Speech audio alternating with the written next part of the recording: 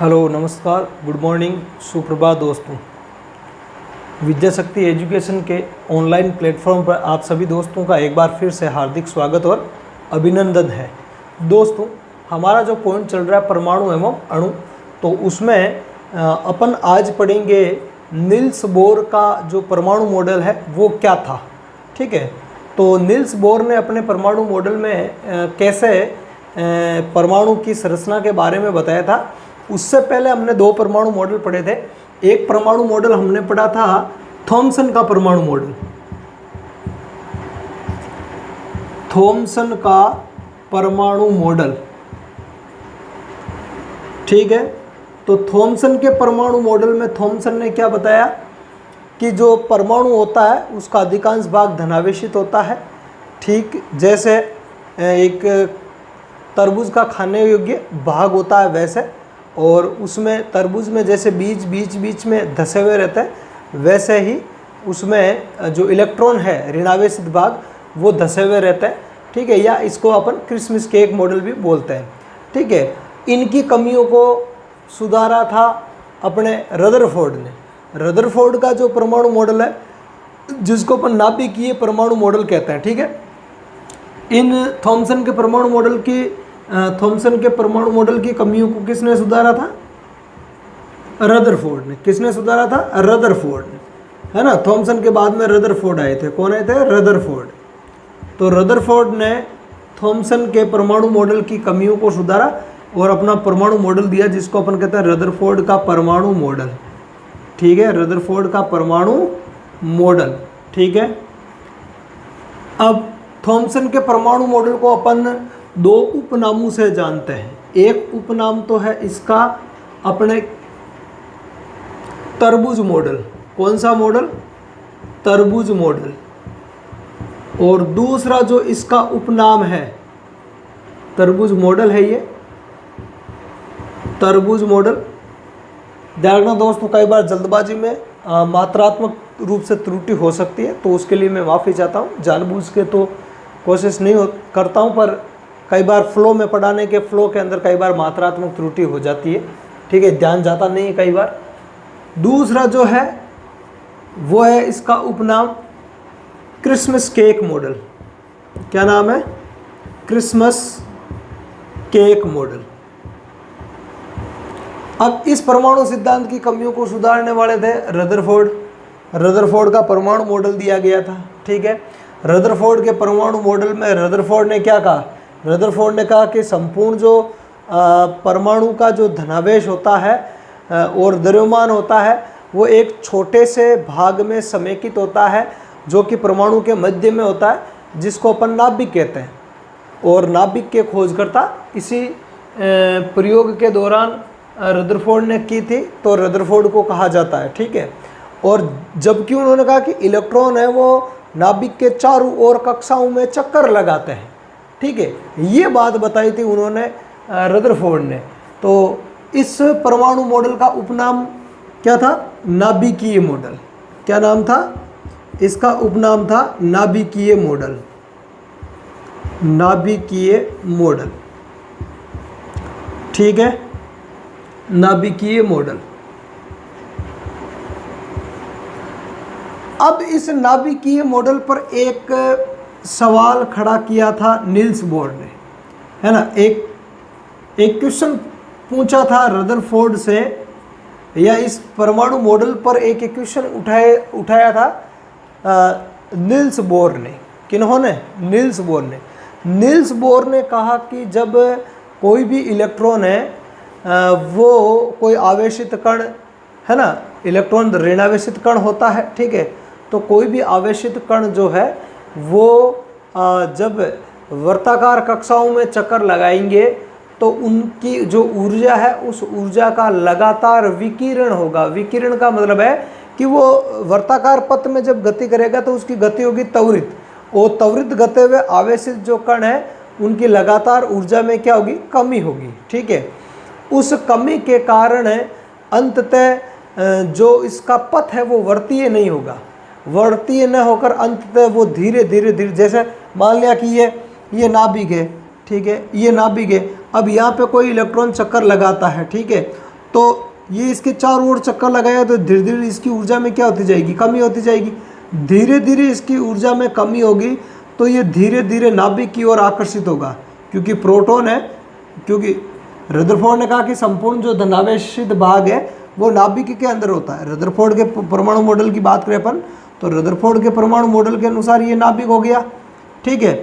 अब Niels Bohr ने कहा कि जब नाभिक के चारों ओर कोई इलेक्ट्रॉन चक्कर लगाएगा तो उसकी ऊर्जा का विकिरण होगा, ठीक है, और वो वर्तीय गति न करके धीरे धीरे, क्योंकि ये नाभिक है, इस नाभिक के अंदर प्रोटॉन होता है, संपूर्ण द्रव्यमान और प्रोटॉन इस नाभिक के अंदर होता है धनावेश, तो धनावेश ऋणावेश को आकर्षित करेगा तो ये धीरे धीरे इसकी ऊर्जा में कमी होगी। कमी होने की वजह से धीरे धीरे ये नाभिक की ओर चला जाएगा और अंततः नाभिक के अंदर समा जाएगा या नाभिक से टकरा जाएगा।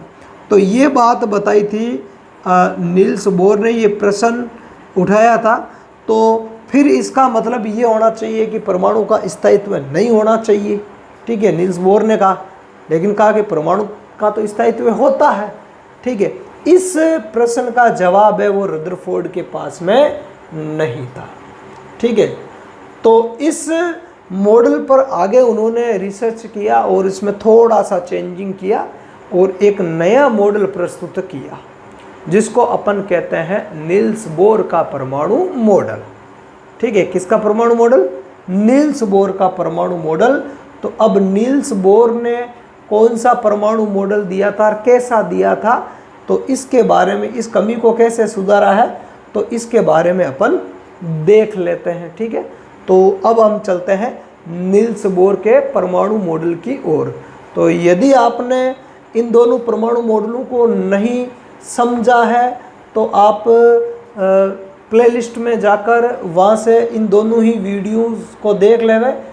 थॉमसन का परमाणु मॉडल और रदरफोर्ड का परमाणु मॉडल अलग अलग वीडियो में मिलेंगे, प्लेलिस्ट में जाकर आप वहाँ देख लें। और यदि आप हमारे चैनल पर नए हो तो सबसे पहला काम आप ये करो कि चैनल को सब्सक्राइब करो, ठीक है।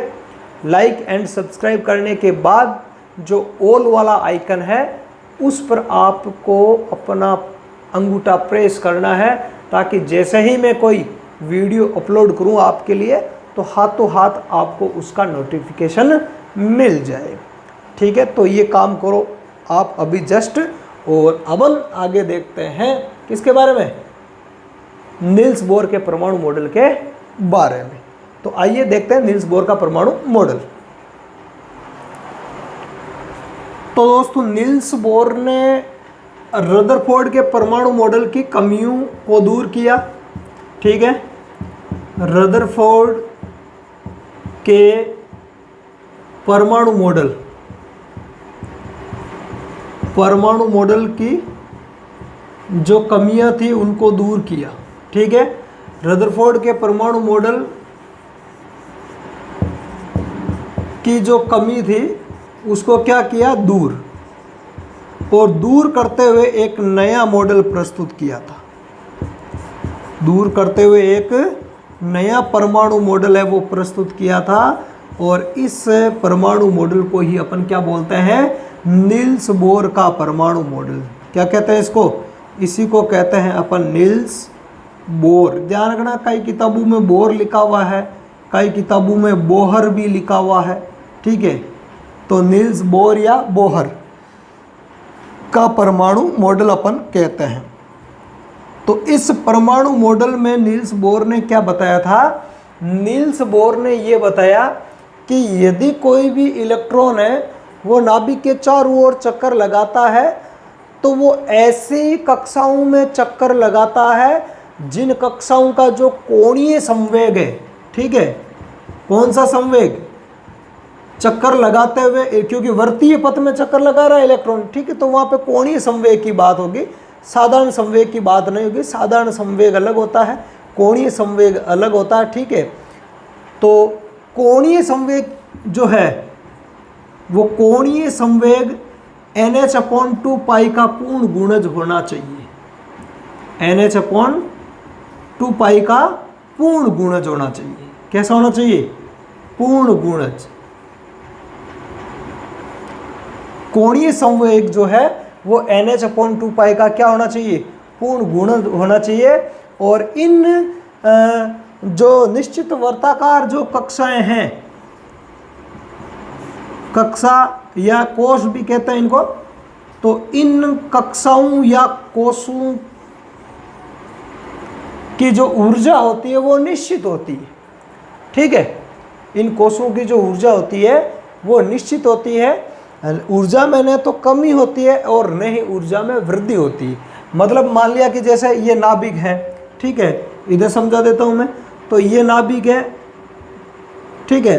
तो इस नाभिक के चारों ओर यदि कोई इलेक्ट्रॉन है वो चक्कर लगाएगा, ठीक है, तो पहली बात तो वो जो कक्षा है जिसमें वो चक्कर लगा रहा है वो NH/2 की पूर्ण गुणज होगी।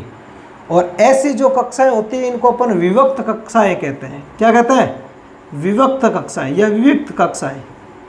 तो ये विभक्त या विविक्त कक्षाएं होती है, इनकी ऊर्जा में न तो कमी होती है और न ही वृद्धि होती है, मतलब ये स्थायी ऊर्जा स्तर होते हैं, है ना। क्या जो ये विभक्त कक्षाएं होती है, ठीक है, तो इन विभक्त कक्षाओं को क्या कहा गया, स्थायी ऊर्जा स्तर। इनको क्या कहा गया, स्थायी ऊर्जा स्तर, ठीक है। तो आप चाहो तो इनको स्थायी ऊर्जा स्तर कहो, या इनको विभक्त कक्षाएं कहो, या इनको अपन कक्षा या कोश भी कह सकते हैं, ठीक है। तो ये विभक्त कक्षाएं होती है, ठीक है, जिनमें गति करते हुए जो या चक्कर लगाते हुए जो इलेक्ट्रॉन है उस इलेक्ट्रॉन का कोणीय संवेग NH/2 का पूर्ण गुणांक होता है, ठीक है। NH/2 का पूर्ण गुणांक नहीं होता। ये कैसे आता है सूत्र और इसमें कौन सी चीज़ें क्या है, ठीक है, इसके बारे में अभी डिटेल से नहीं जाएंगे, क्योंकि जो जनरल साइंस की बात करते तो जनरल साइंस में इतना इनको नहीं पढ़ा जाता है, ठीक है। उसके लिए साइंस के लिए यदि कोई प्रॉपर वीडियो अपन बनाएंगे तो उसमें अपन देखेंगे, ठीक है। जनरल साइंस में ज़्यादा इतनी ही चीज़ें आती है, ठीक है। ज़्यादा से ज़्यादा सवाल इतना सा पूछा जा सकता है, ठीक है। जनरल साइंस के तौर पे मान लिया कि आपके पटवार है, ठीक है, कांस्टेबल है, जो भी जनरल साइंस जिनमें आता है तो उनमें सिर्फ इतना ही पूछता है तो कि नील्स बोर के अनुसार नाभिक के चारों ओर चक्कर लगाते हुए इलेक्ट्रॉन का कोणीय संवेग कितना होता है।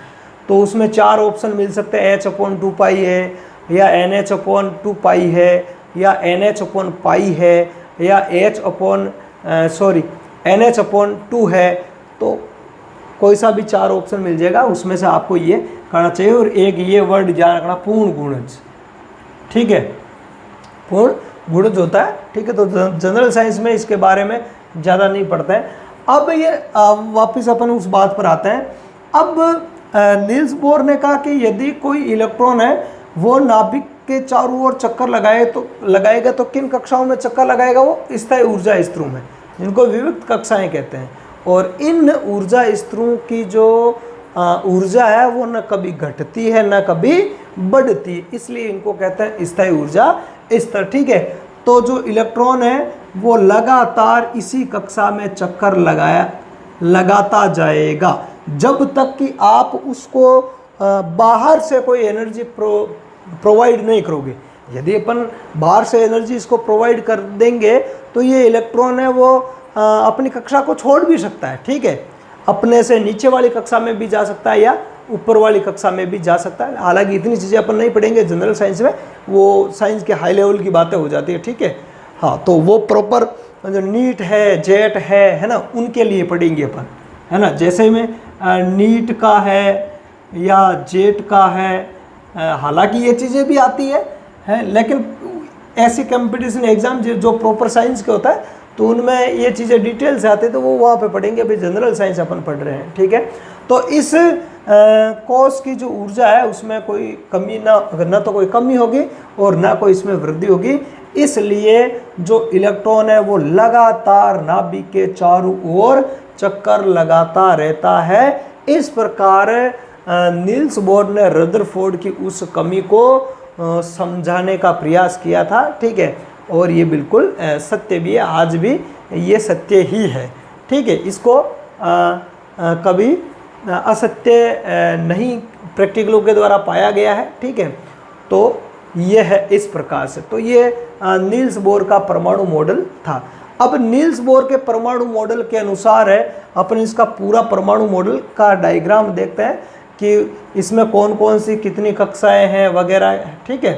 तो अपन नील्स बोर के परमाणु मॉडल के डायग्राम का एक बार थोड़ा सा अवलोकन कर लेते हैं। तो यहाँ पे नील्स बोर के परमाणु मॉडल का डायग्राम मैंने बना दिया है, ठीक है। तो ये बीच में है नाभिक, अभी इसमें मैंने प्रोटॉन नहीं दर्शाए हैं क्योंकि अभी अपने को प्रोटॉनों के बारे में पढ़ना ही नहीं है, ठीक है। नाभिक हो गया ये। अब नाभिक के बाहर ये 4 ऊर्जा स्तर है जिसके अंदर इलेक्ट्रॉन है वो चक्कर लगाते रहते हैं, ठीक है। अब इनके नामकरण की यदि अपन बात करें तो हमेशा ही जो नामकरण है कोषों को, कोष या कक्षाओं को नामकरण वो नाभिक की ओर से किया जाता है, मतलब अंदर से बाहर की ओर। ध्यान रखना भाई, जैसे मैंने 4 कोष बनाए तो अब आप किधर से काउंट करोगे, ये भी तो जरूरी है, ठीक है। तो ये पहला कोष, दूसरा कोष, तीसरा कोष, चौथा कोष, ऐसा नहीं होगा। काउंटिंग जो करनी है वो नाभिक के नज़दीक से करनी है, ठीक है, क्योंकि नंबरिंग इसकी फिक्स रहेगी 1 2 3 4। अब 5वां यदि होगा तो 5वां इधर आ जाएगा, ठीक है भाई। यदि आप इधर से करते हो तो ये 1 पहला, दूसरा, तीसरा, चौथा, ये चौथा आ रहा है। अब यदि एक और आ जाएगा तो पहला, दूसरा, तीसरा, चौथा, एक वो जो आ रहा है ये 5वां हो जाएगा फिर, है ना। मान लिया एक यहाँ पे आ रहा है तो 1 2 3 4 5, तो इसकी संख्या, इसकी जो नंबर है वो बार बार चेंज होती जाएगी। तो ऐसा नहीं होता है, नाभिक के नज़दीक में जो कोष होता है उसको नंबर 1 दिया जाता है, ठीक है। और कोष के लिए अपन संख्या दर्शाते हैं n, तो ये n बराबर हो गया 1, ठीक है। या तो मैं इसको थोड़ा सा हटा रहा हूँ सबको, इनको हटा के यहाँ लिख देता हूँ बीच में ताकि आपके कन्फ्यूज़न ना रहे। आप इस गोले को ना मान लो, ठीक है। तो n बराबर 1 है, ये मतलब पहला कोष है। ये n बराबर 2 है, मतलब दूसरा कोष है। ये n बराबर 3 है, मतलब ये तीसरा कोष है। और ये n बराबर 4 है, 4 है, तो ये चौथा कोष है। आगे बात समझ। अब इनका एक और नामकरण किया गया है, इनको KLMN भी कहा जाता है, ठीक है। ये K कोष, ये L कोष, ये M कोष और ये N कोष, ठीक है। तो ये KLMN कोष होते हैं और इनकी गिनती है वो किधर से करनी है, नाभिक के नज़दीक वाले कोष को नंबर 1 या K प्रतीक देंगे, ठीक है। तो ध्यान रखना, नामकरण की यदि अपन बात करें, है ना, या काउंटिंग के दो आप भले चाहो तो कि भी कोषों को गिनना है तो अपन काउंटिंग किधर से करें, तो काउंटिंग जो है वो अंदर से बाहर की ओर करनी है। कहाँ से करनी है, अंदर से बाहर की ओर करनी है। काउंटिंग अपने को अंदर से बाहर की ओर करनी है, ठीक है। तो कई बार क्या कि एग्जाम में जब सवाल आता है तो कंफ्यूज हो जाती है। कंफ्यूजन कैसे होती है, जनरल साइंस है तो जनरल साइंस में सवाल तो उसी टाइप के होते हैं, लेकिन वहाँ पे कंफ्यूजन हो जाती है। अब कंफ्यूजन कैसे होती है उसकी अपन बात करें, ठीक है। तो जैसे मान लिया कि पूछ लिया कि n बराबर 3 कोष में इलेक्ट्रॉनों की संख्या बताओ। किसकी संख्या बताओ, इलेक्ट्रॉनों की संख्या बताओ, इलेक्ट्रॉनों की संख्या बताओ। ये प्रश्न आ गया मान लिया, ठीक है, कि किसी परमाणु के तीसरे कोष में कितने इलेक्ट्रॉन होंगे या n बराबर 3 में 3 कोष में कितने इलेक्ट्रॉन होंगे, ठीक है। अब इससे पहले हमने एक फॉर्मूला पढ़ा था बोरबरी के नियम को। बोरबरी के नियम में हमने 2 चीज़ें पढ़ी थी, एक तो इलेक्ट्रॉन भरने का, है ना, बोरबरी का नियम जो हमने पढ़ा था, है ना, वो इसी से रिलेटेड है। तो बोरबरी का नियम, बोरबरी की बात करें तो बोरबरी ने 2 नियम दिए थे, एक तो 2n² फॉर्मूले का, बोर और बरी, ठीक है। तो एक तो 2n² फॉर्मूले से किसी भी कोष में अधिकतम इलेक्ट्रॉन भरे जाएंगे, या यूँ कह दो कि किसी भी कोष में अधिकतम जो इलेक्ट्रॉन होंगे वो 2n² ही होंगे। अब यह n का मतलब होता है कोष या कक्षा, कोष या कक्षा n का मतलब है। तो जैसे मान लिया यह n बराबर 1 है तो n बराबर 1 हो सकता है, n बराबर 2 हो सकता है, n बराबर 3 हो सकता है, n बराबर 4 हो सकता है, वो n वो यही है, ठीक है। और इसके अलावा एक और इन्होंने नियम दिया था कि बाह्यतम कोष में कितने इलेक्ट्रॉन हो सकते हैं, अधिकतम 8 इलेक्ट्रॉन हो सकता है। कौन से कोष में, सबसे बाहरी कोष में, जिसको अपन अष्टक नियम के नाम से जानते हैं। कौन सा नियम, अष्टक नियम। तो एक तो 2n² फॉर्मूले का सूत्रपात करने वाले और एक अष्टक नियम का सूत्रपात करने वाले बोर और बरी ही थे। आई बात समझ में, ठीक है। तो अब अपन वापस आते हैं इस क्वेश्चन पर, ठीक है, कि भाई सर कंफ्यूज कैसे होंगे। तो आप लोग कंफ्यूज हो सकते हो जनरल साइंस में, क्योंकि आप इतनी डीपली चीज़ें पढ़ते नहीं, प्रॉपर आपके सब्जेक्ट साइंस है नहीं, ठीक है। आपको तो पास होने के जुगाड़ से ही पढ़नी होती है, लेकिन वो कई बार क्या है कि कंफर्म जो चीज़ है, ठीक है, नहीं हो पाती है। भले अपन ने पढ़ा कम है और आएगी भी कम, इतनी कोई डीपली आपके साइंस नहीं आएगी, लेकिन जो अपन पढ़ रहे हैं यदि उसको अपन ने ध्यान से नहीं पढ़ा है, तो फिर वहाँ एग्ज़ाम में क्वेश्चन आ गया, और एग्ज़ाम में क्वेश्चन आ गया वो हमें कंफ्यूज कर बैठा। हालांकि हम पॉइंट पढ़ के गए थे, लेकिन एक अधूरी चीज़ की वजह से वो प्रश्न समझ में नहीं आया, तो फिर सारी मेहनत पे पानी फिर जाएगा। अभी आप खुद भी सोच लेना कि हाँ बिल्कुल बात तो सही है, ठीक है। तो जैसे देखो पूछ लिया कि n बराबर 3 में कोष में इलेक्ट्रॉनों की संख्या कितनी होगी। अब आपने इस बात को वहाँ ध्यान में रखा नहीं, आपको ये फॉर्मूला तो है, मान लिया ये फॉर्मूला तो है, तो इस फॉर्मूले से तो अपने सवाल सही हो जाएगा, क्योंकि उससे तो अपने को कोई पता नहीं है कि भाई के n3 है, तो अपने को काउंटिंग में डायग्राम बनाने की ज़रूरत नहीं है। लेकिन मान लिया कि अपने को डायग्राम बनाना है, ठीक है, तब जाके समस्या होती है। तब समस्या कैसे होती है कि जैसे मान लिया कि n बराबर 3 है, तो n बराबर 3 है, तो इस फॉर्मूले से ज्ञात करेंगे अपन 2n² से। तीसरे कोष में कितने इलेक्ट्रॉन होंगे, तो n का मान हो गया 3, तो 2 × 3, या n की जगह मैं 3 रखूँगा, 3 का स्क्वायर करेंगे तो कितना हो जाएगा, 9 हो जाएगा। अब 9 को मैं 2 से गुणा करूँगा तो कितने इलेक्ट्रॉन आ जाएंगे, 18।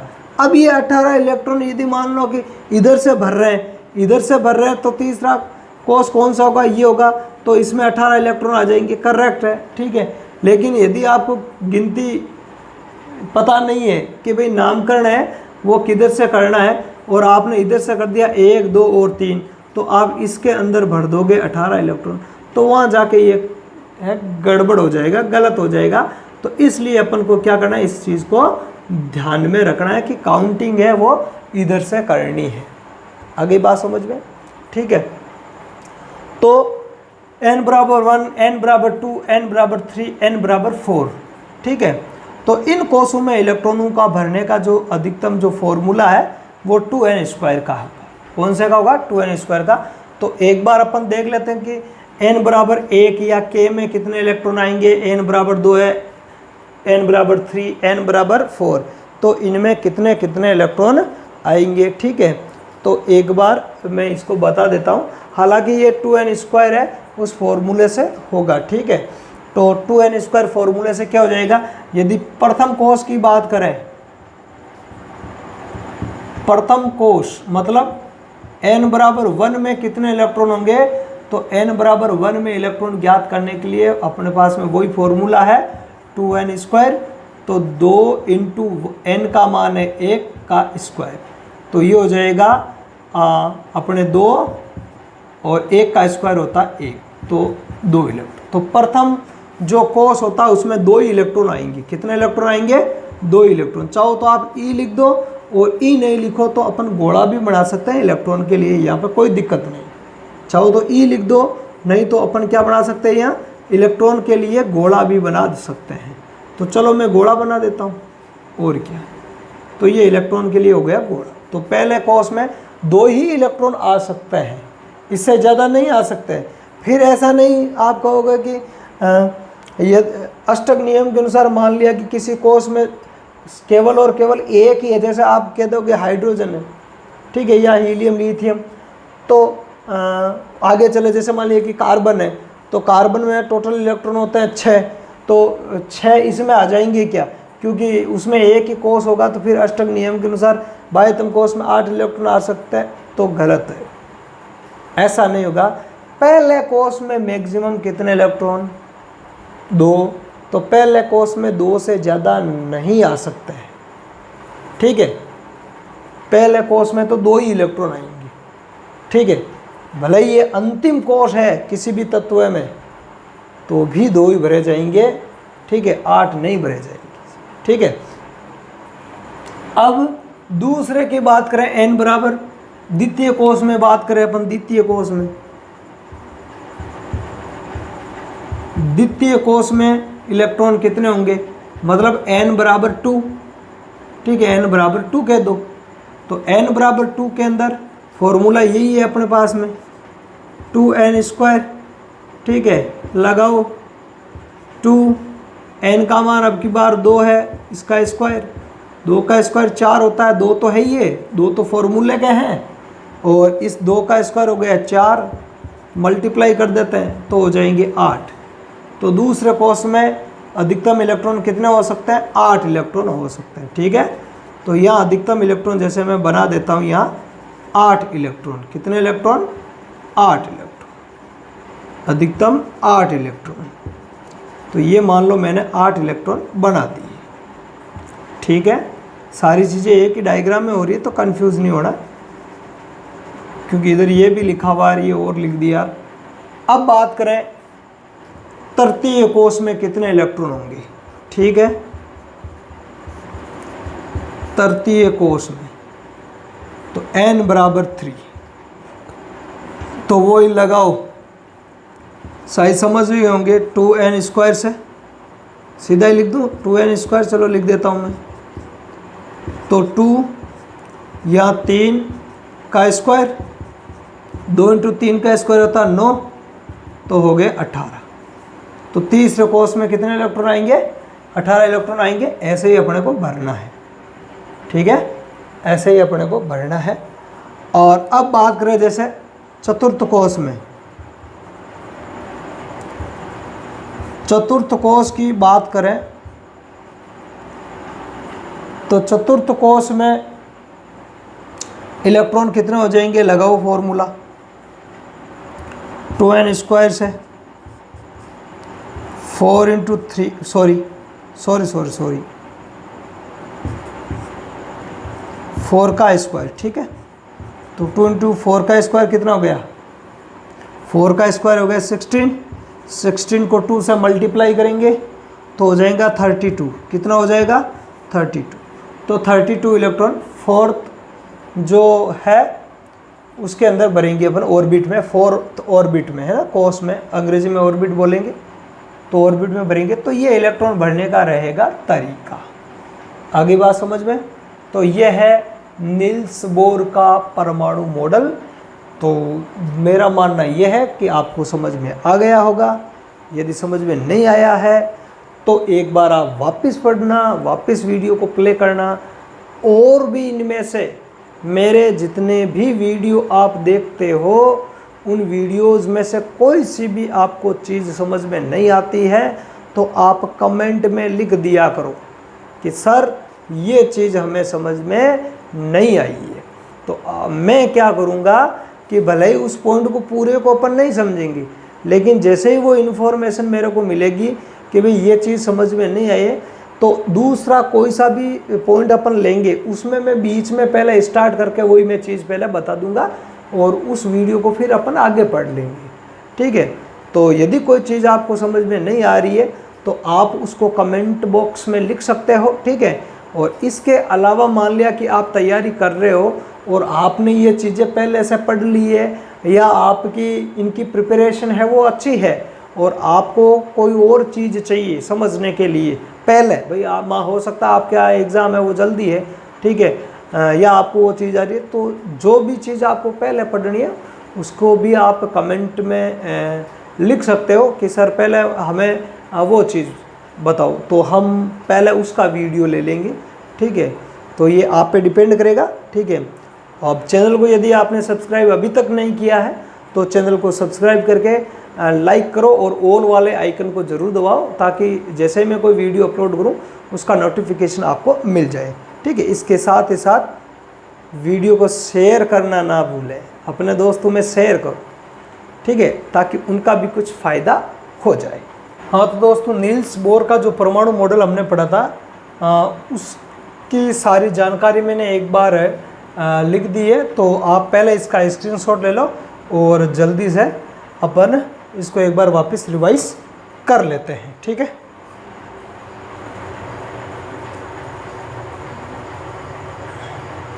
ओके, तो एक बार जल्दी से वापस देख लेते। देखो, रदरफोर्ड के परमाणु मॉडल की कमियों को दूर करने के लिए नील्स बोर ने परमाणु की संरचना को समझाने हेतु एक मॉडल प्रस्तुत किया था, जिसको बोलते हैं बोर का परमाणु मॉडल कहते हैं। ठीक है, बोर के परमाणु मॉडल के अनुसार इलेक्ट्रॉन केवल कुछ निश्चित कक्षाओं में, कुछ निश्चित कक्षाओं में ही चक्कर लगा सकते हैं, जिनमें इलेक्ट्रॉन का कोणीय संवेग, कौन सा संवेग, कोणीय संवेग NH/2π का पूर्ण गुणज होता है।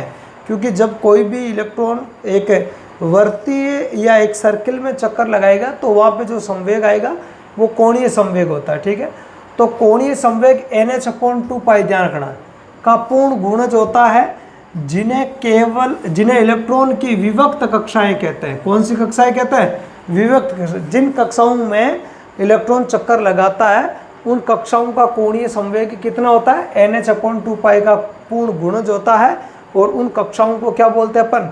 विभक्त कक्षाएं कहते हैं। ठीक है, ध्यान रखना, कोणीय संवेग को MVR से दर्शाते हैं, MVR। तो MVR बराबर NH/2π। ठीक है, आगे बात करें, जब इलेक्ट्रॉन इन विभक्त कक्षाओं में चक्कर लगाते हैं तो उनकी ऊर्जा का यहाँ लिखना भूल गया, विकिरण। उनकी ऊर्जा का क्या नहीं होता? विकिरण या हास्र। उनकी ऊर्जा का विकिरण या हास्र, ध्यान रखना। ये स्क्रीनशॉट में वापस थोड़ा सुधार कर लेना, वापस लेना। विकिरण या ऊर्जा का क्या नहीं होता है? हास्र नहीं होता है। बोर के परमाणु मॉडल को सौरमंडल मॉडल भी कहते हैं। कौन सा मॉडल कहते हैं? सौरमंडल मॉडल कहते हैं, क्योंकि जिस प्रकार से हमारे जो सौर परिवार में सूर्य है केंद्र में, और सूर्य के चारों ओर बाकी वाले जो जितने भी ग्रह हैं वो निश्चित कक्षाओं में चक्कर लगाते हैं, ठीक वैसे ही परमाणु के नाभिक में परमाणु का जो नाभिक होता है वो सूर्य के समान केंद्र में स्थित होता है, और ग्रहों के समान, जैसे ग्रह सूर्य के चारों ओर चक्कर लगाता है निश्चित कक्षाओं में, वैसे इलेक्ट्रॉन इस नाभिक के चारों ओर निश्चित कक्षाओं में क्या करता है? चक्कर लगाता है। जो ये सौरमंडल के समान मॉडल बनता है, इसलिए इसको सौरमंडल मॉडल कहता है। ठीक है, तो बोर के परमाणु मॉडल को सौरमंडल मॉडल भी कहता है, क्योंकि इसमें नाभिक सूर्य के समान केंद्र में तथा इलेक्ट्रॉन ग्रहों के समान नाभिक के चारों ओर निश्चित कक्षाओं में चक्कर लगाते हैं, इसलिए इसको कहते हैं। ठीक है, नाभिक के चारों ओर इलेक्ट्रॉन जिस वृत्ताकार पथ या मार्ग में चक्कर लगाते हैं उन्हीं को अपन क्या कहते हैं? कक्षा कोश या ऊर्जा स्तर कहते हैं। ठीक है, इन्हें क्रम से अपन KLMN अथवा 1 2 3 4 आदि से दर्शाते हैं। ठीक है, तो ये था आपके नील्स बोर का परमाणु मॉडल। डायग्राम मैंने पहले जब समझाया था तो वही डायग्राम इसका बनेगा। तो इस वीडियो में फिलहाल इतना ही। धन्यवाद।